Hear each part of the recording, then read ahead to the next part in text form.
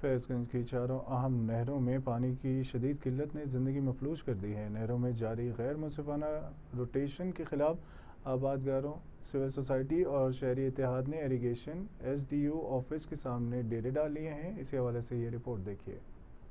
ابھی موجود ہے تحصیل فیض گنج کے ہیڈ کوارٹر اور شہر پکا چالی میں اریگیشن آفس ہے۔ یہاں پر ایس ڈی او اریگیشن بیٹھتا ہے رحمت اللہ ابلو صاحب، لیکن جیسے ہی یہاں کے زمیندار جو ہے انہوں نے احتجاج کی کال کی تھی کیونکہ پانی نہیں ہے۔